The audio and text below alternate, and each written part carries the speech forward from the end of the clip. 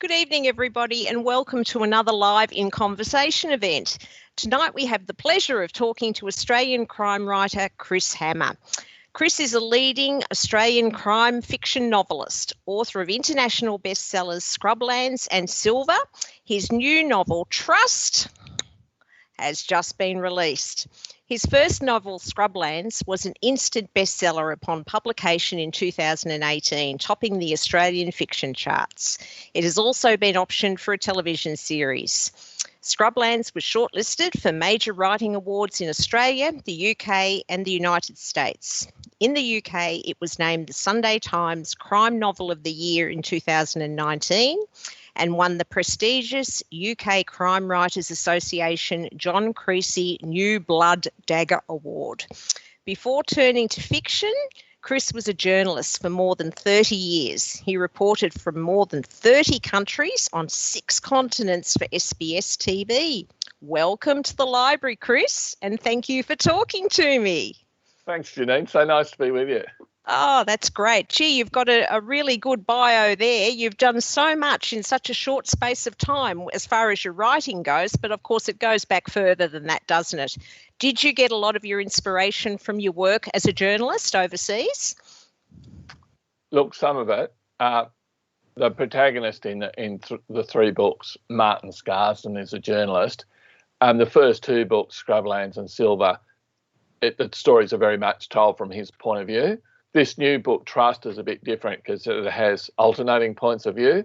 You kind of get Martin for one chapter and then Mandy, his partner, Mandalay Blonde, for the next, and it alternates. So Martin isn't based on me. He's more based on some of the journalists, the foreign correspondents, particularly the war correspondents I met in my travels, the ones who are suffering PTSD and a bit damaged. And that was the idea.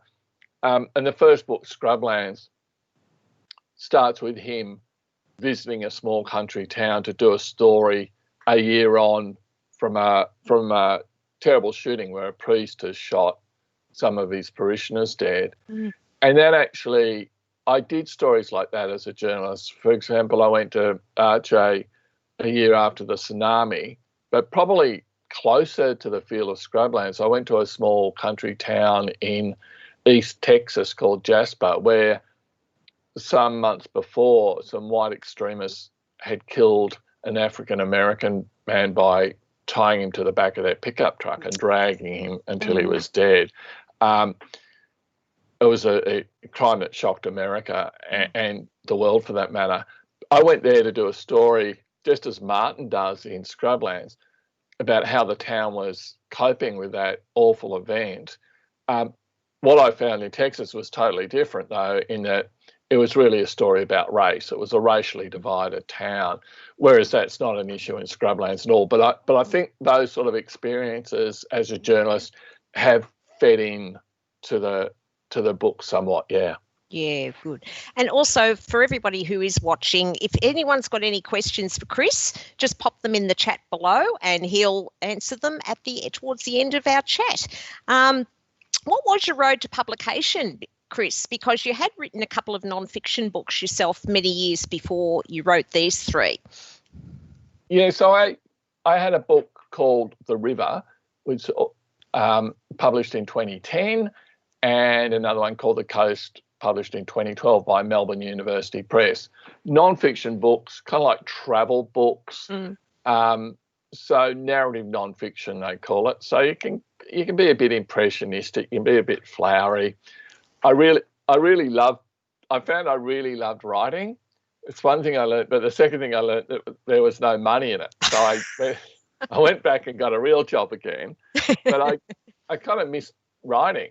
So I just started writing the book called Scrublands, more or less as a kind of a hobby, a self-indulgence. A bit more serious than that, in that I intended to get it published, but I didn't think it would do that well. I didn't think I could make a career out of it, in other words. Anyway, I worked away on it 4 or 5 years. I sent it to an agent who'd agreed to represent me, and then just as it was just about ready to go out to publishers, as luck would have it, at the time I thought it was terribly bad luck. I lost my job.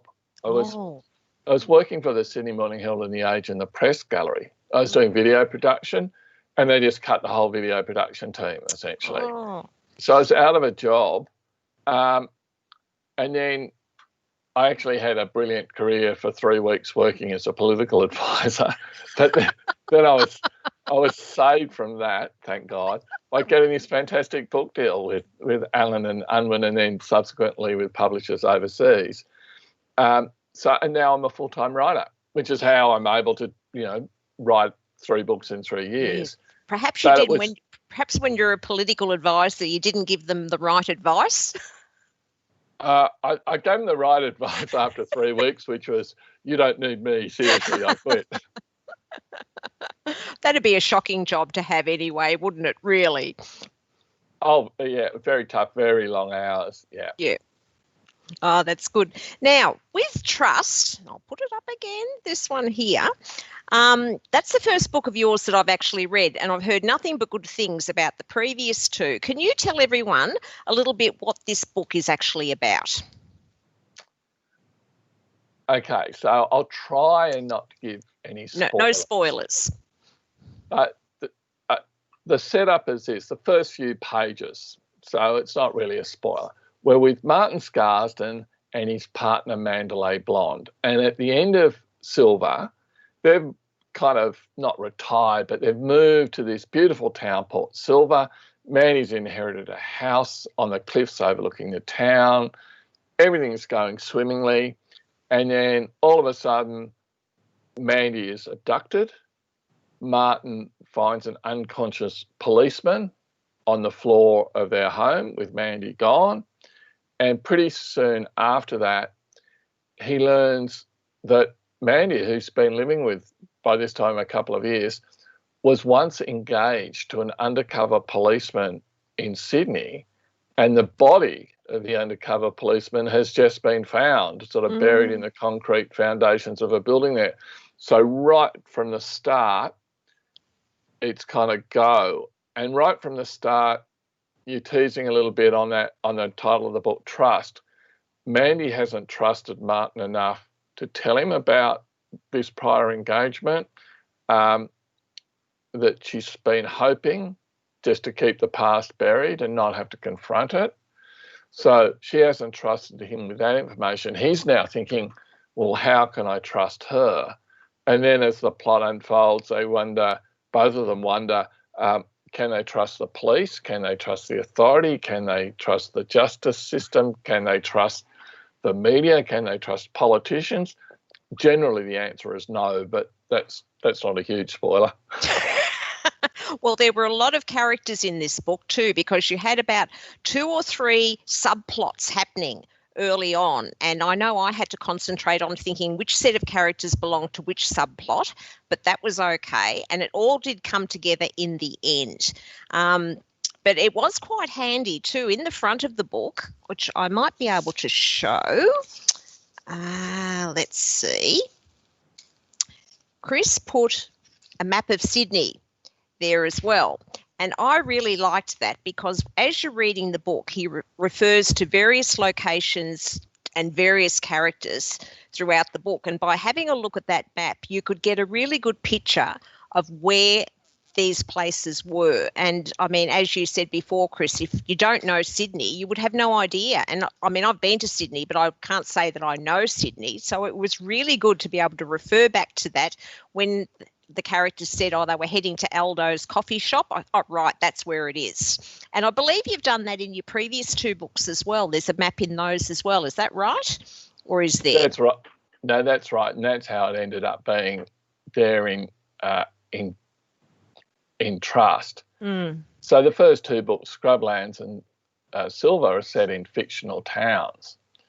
And that meant as I was writing the book, particularly as I was writing the first book, Scrublands, which, as I said, I wrote over a number of years, I just drew a map just for my own reference to be consistent. So if in chapter 1, Martin takes 5 minutes to walk from the motel to, the bookstore, that in chapter 23, it's not half an hour, or the bookstores change location or something like that. So when it came to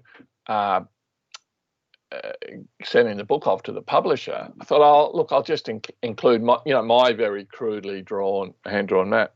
And in conversation with her, we thought we would get someone to illustrate it, which is fantastic. We found a fantastic artist, a guy called Alex Potocznik, who lives in Melbourne.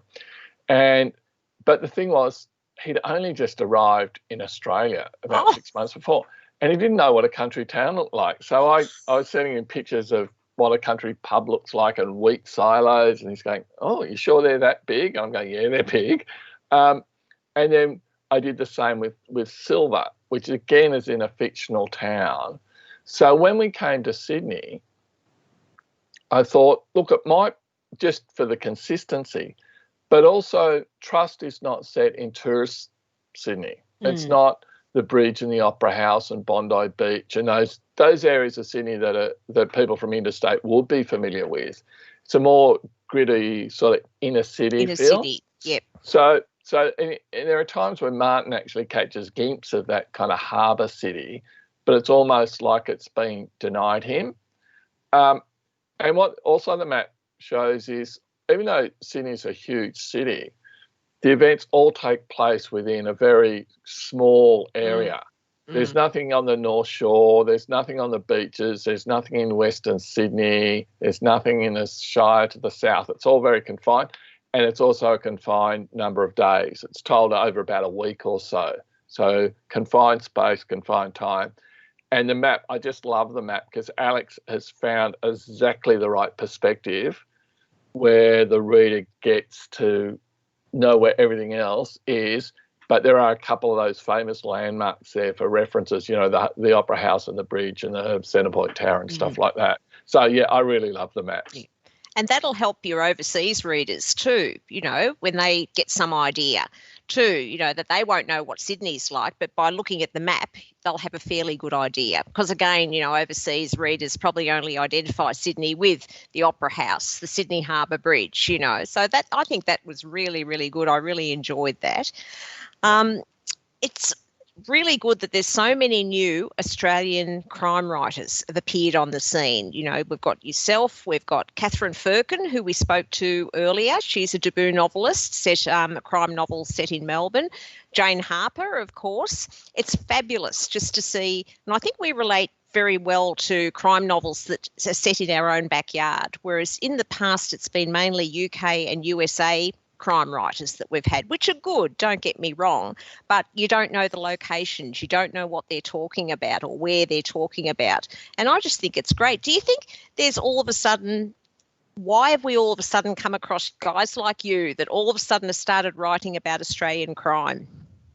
Well, there always were people who tried to do it, but it was very, very difficult. So Peter Temple, of course, had the Jack Irish series, and there was also the Murray Whalen series that was set in Melbourne as well.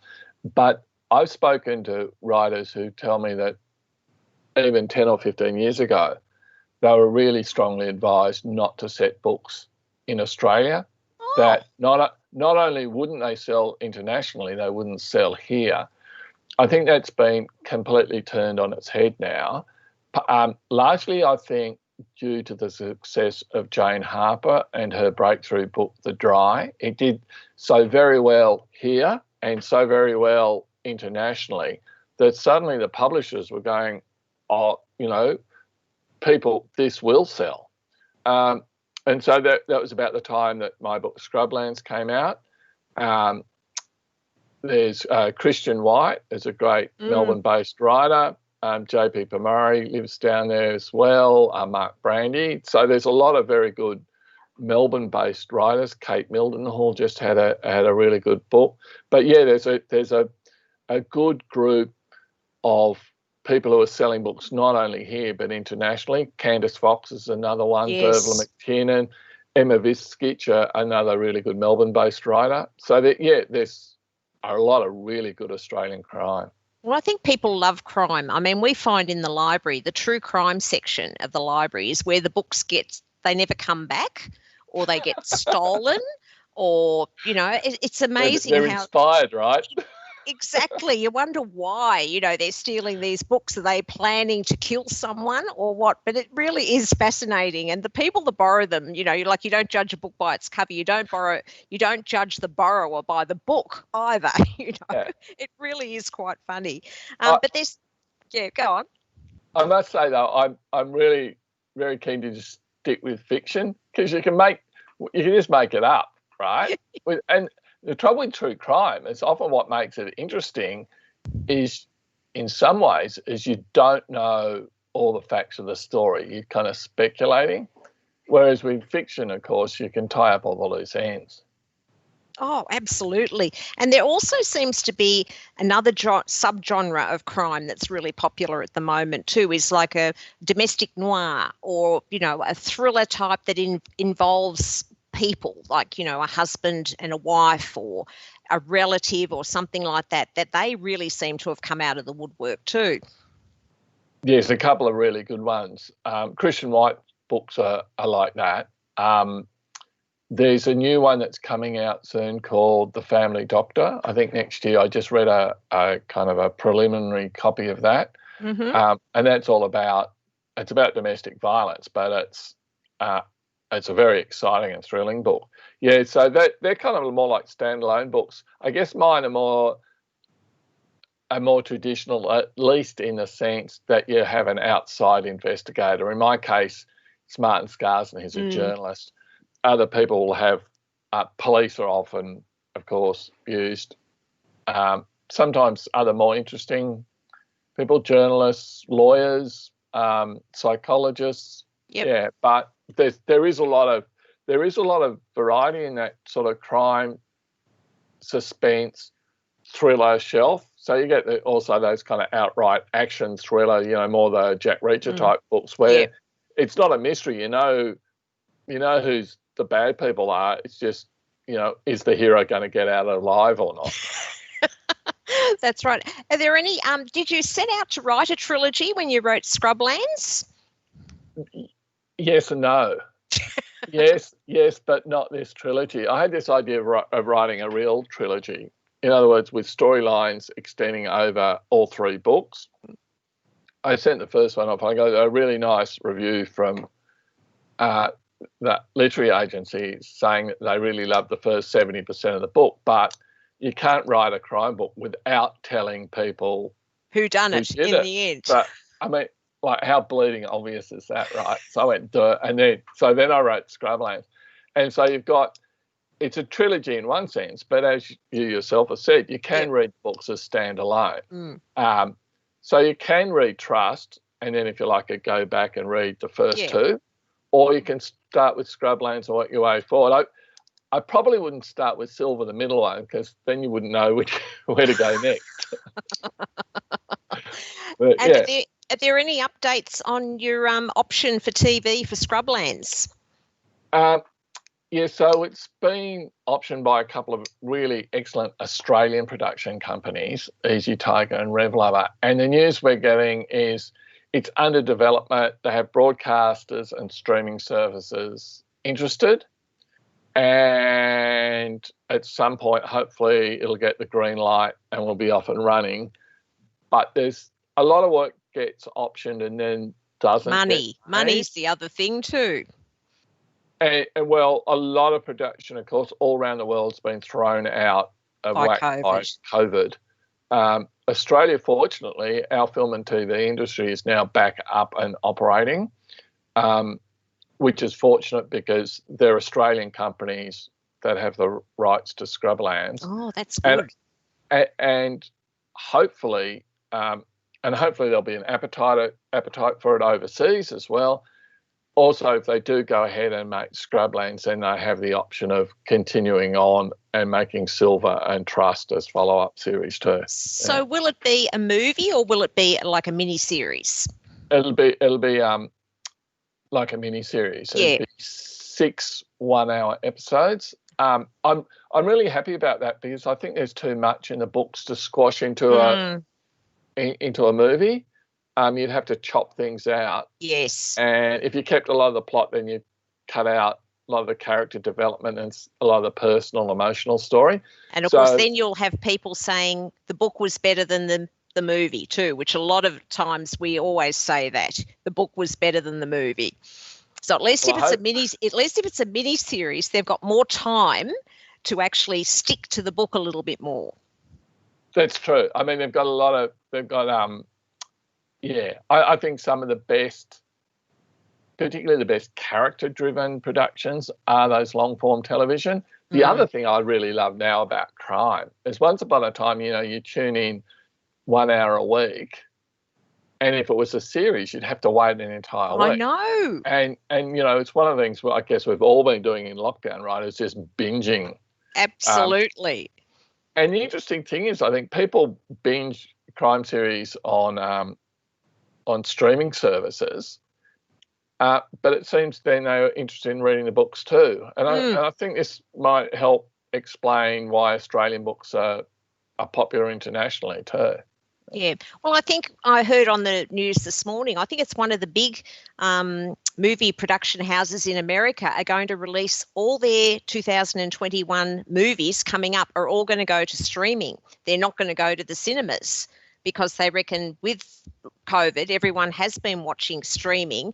Cinemas, they still, is still in doubt as to whether they can get, enough people to go and watch it or want to leave their homes to go and see to the movies. So they're starting to put everything onto streaming, apparently. Yeah, I wouldn't go to a cinema in America. No, definitely not at the moment. That was the other point that I wanted to bring up too with Trust. Is yours is the first book that I've read that has a reference to COVID in it. Were you still writing this when COVID first hit? Is that why you've put it in? So what happened there was I pretty much had my polished draft.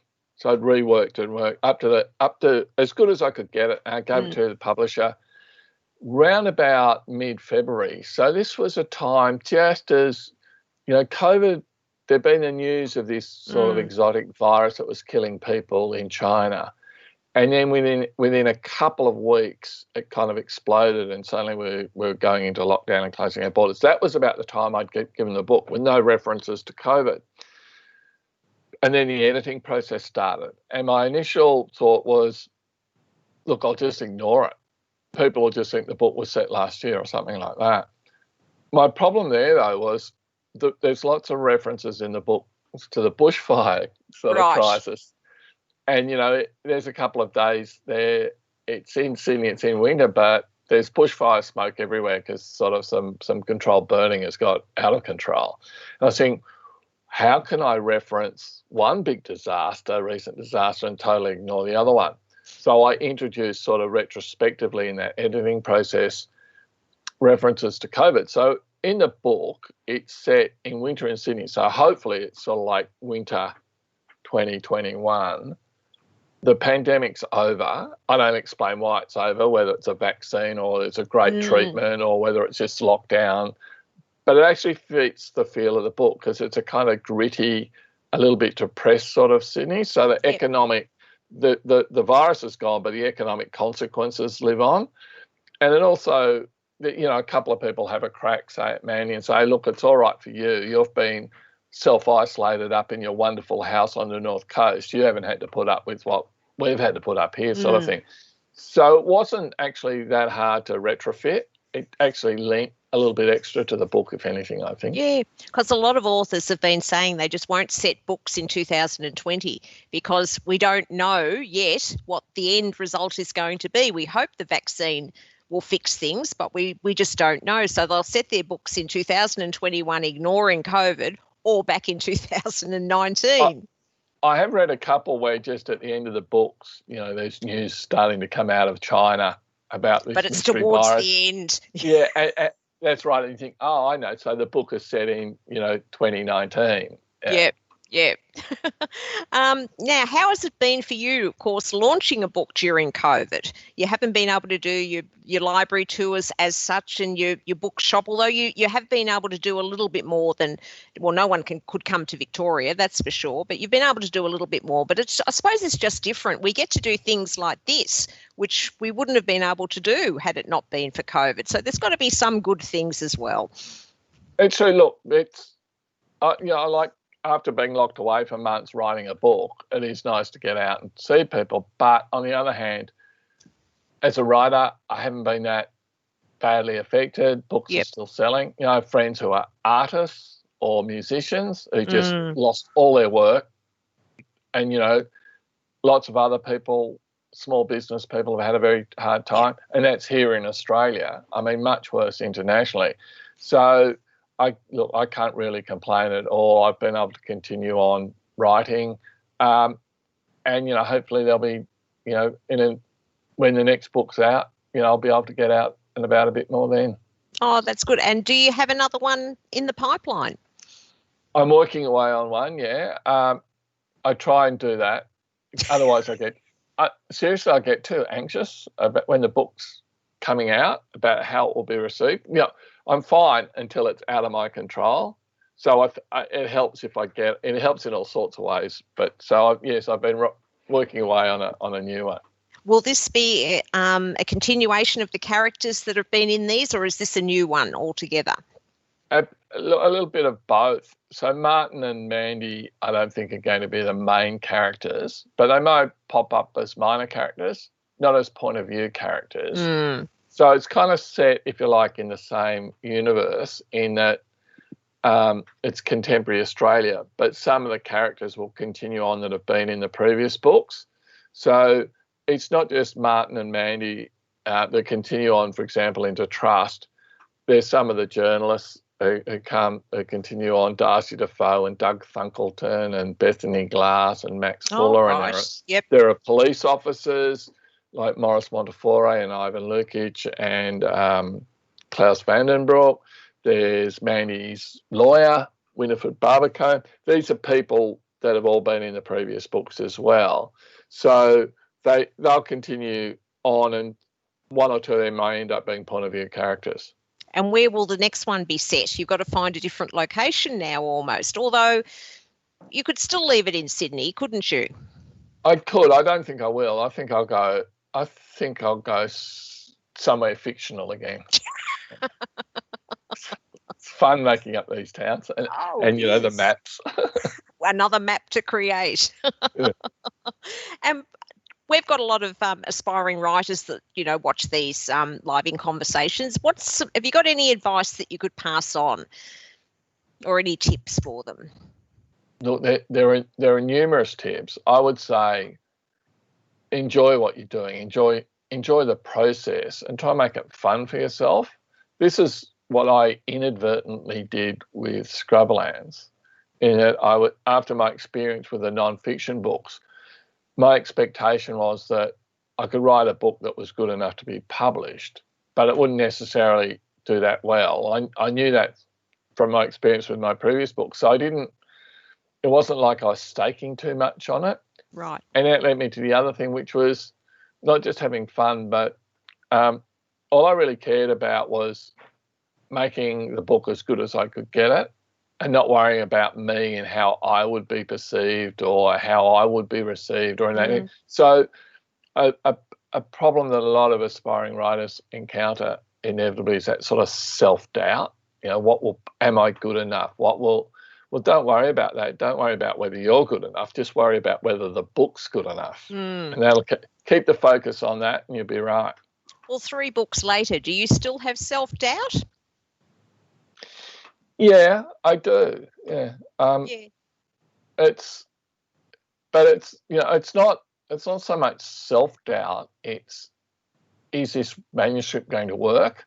Because the way I write, I don't entirely know where a book's going where I start. So I'm a bit worried that it's all just going to end up being a horrible mess or a big flop or. Now I've done 3 in a row that have ended up pretty, working out okay. So I should be a bit more relaxed about it. But of course, I have days where, and then I have days where I just don't feel like writing too. Yeah. I think everyone has those.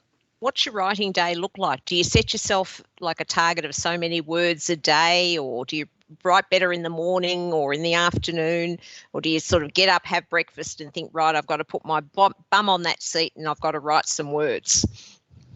So it's changed. When I was writing Scrublands, I had a full-time job, quite a demanding job, many hours, and the kids were a bit younger.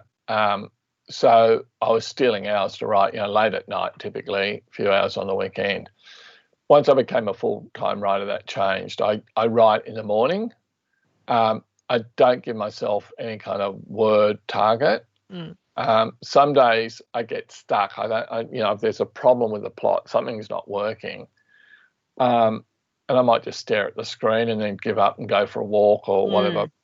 But in the end, those sort of days can be just as productive as the days where the words are absolutely flowing out. I've got a loose sense of where I need to be by a certain time, and that's kind of enough. I do write most days, pretty much every day, and a lot of aspiring writers go, "Wow, that's great. That's such great self-discipline. I wish I was like that."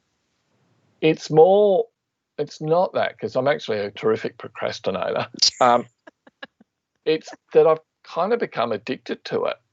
I really like the writing thing. So, it's like some days when I actually don't feel much like writing and I just do a bit, and suddenly, an idea will come, a fresh idea, and I'll end up a few hours later and it'll be one of the most best productive days going. So it can be a little bit unexpected like that. So yeah, I work most days, but I'm more like the gym junkie who needs the exercise once a day and a coffee.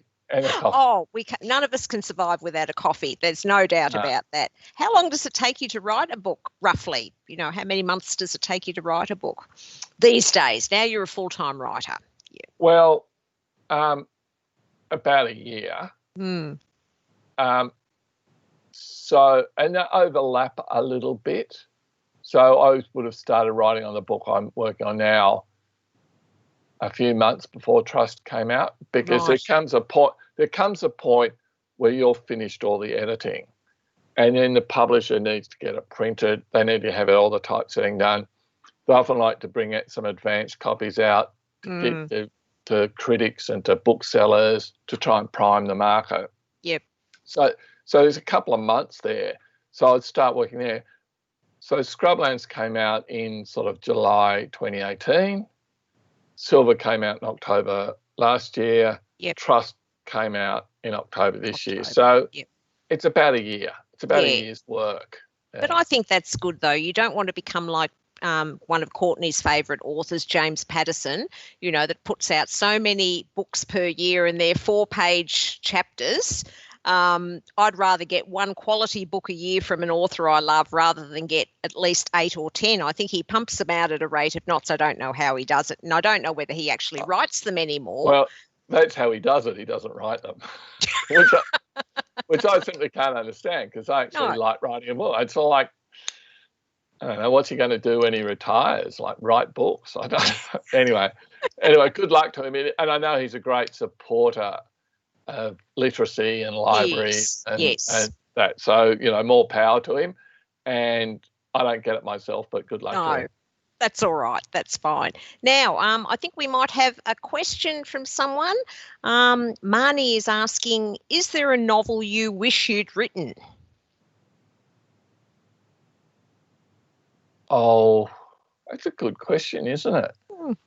Not really. There are novels that you read and they're so good you just think, oh, if only I could have, not that I could have written that book, that I could be a good enough writer to write a book like that, I think. Yeah. And also, actually, Leah is asking too, are there any plans for further Martin Scarsden novels? So I think we've sort of covered that. Well, this next book probably isn't featuring Martin and Mandy, but I think at some point in the future I'll bring them back. one of the problems with, well, not the problems, one of the features of the books, and one of the things I like, is Martin and Mandy aren't just disinterested investigators. They're not going through them. He's just not researching a crime in order to get a good newspaper story. He's personally involved, and they have the stories about their relationships and how they develop as people. I think that works well. The trouble is, I've got crime plots are pretty easy to come up with, but these sort of personal stories, and they've been through so much. How much more do you want to take them through? That's the thing. Exactly. They've got to cut a break sooner or later. That's right. But on the other hand, if that's what readers are kind of used to, I don't want to cheat them by having a book where they're simply completely disinterested investigators.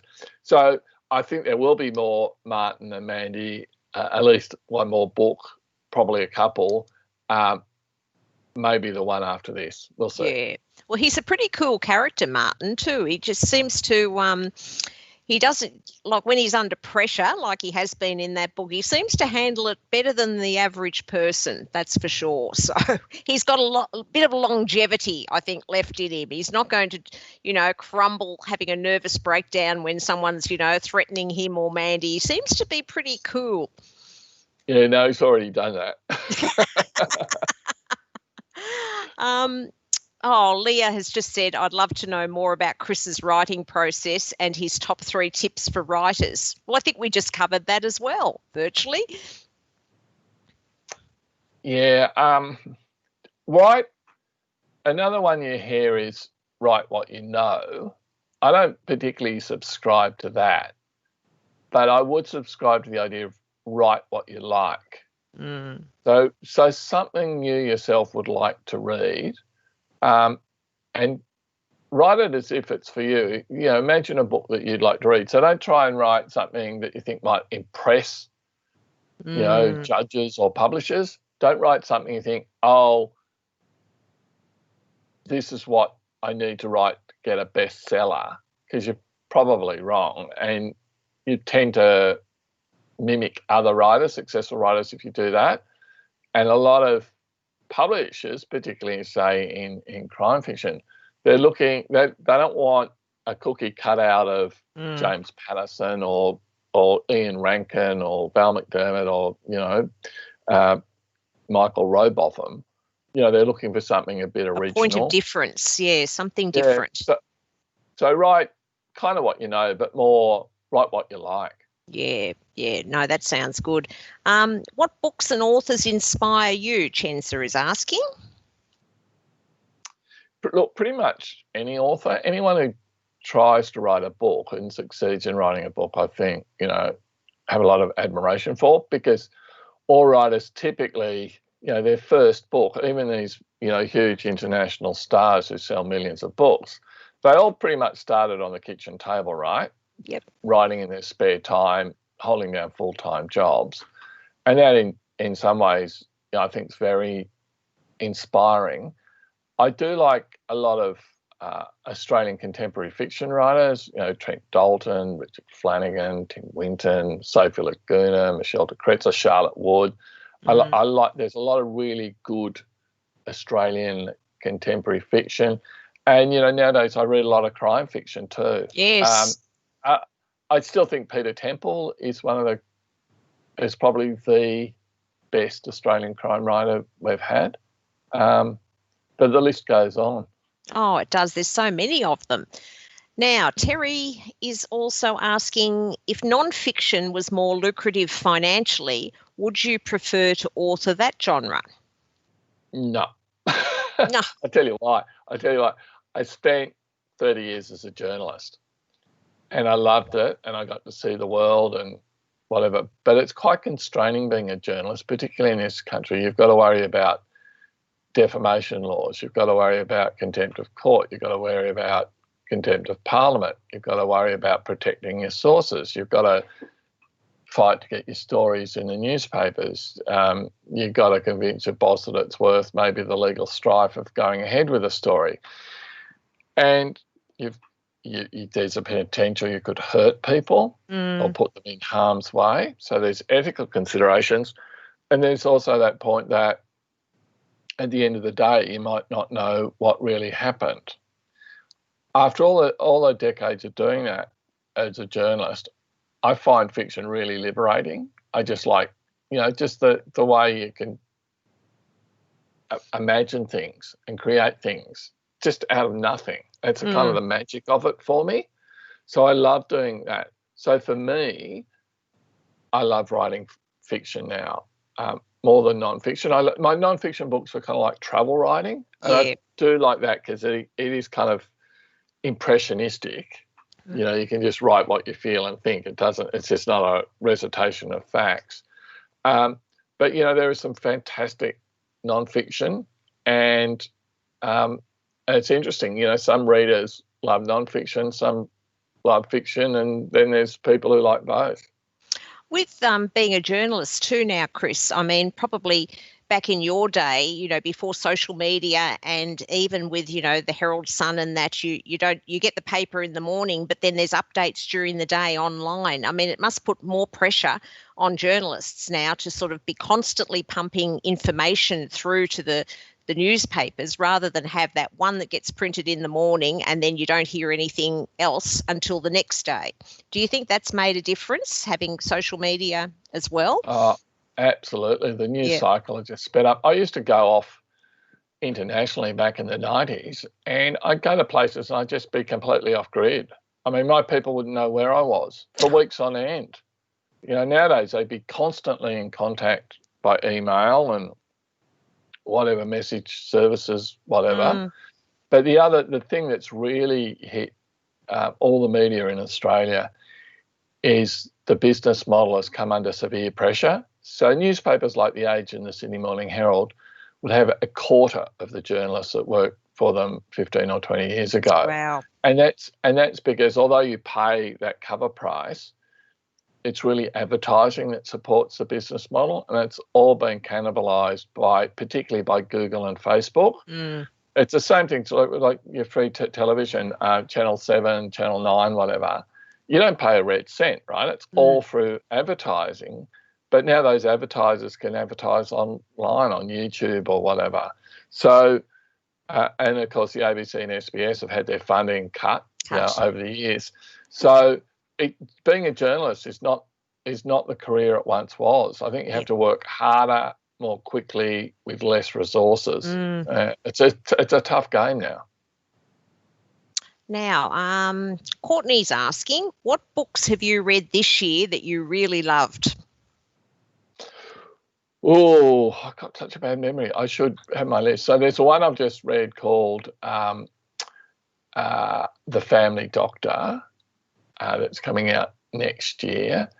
I did like Michael Rowbotham's books. I really liked Derville and McTiernan's latest book, The Good Turn. Kate Mildenhall's book, The Mother Fault. There was another couple I read Where the Crawdads Sing, which is a good book. Oh, yes, that was good. Yep. I like Charlotte Wood's book, The Weekend. That's about where I'm up to now. I read a Tana French book called The Searcher, which I really like too. Bit of a break from Aussie crime. But I just can't. You could go on and on. Yeah.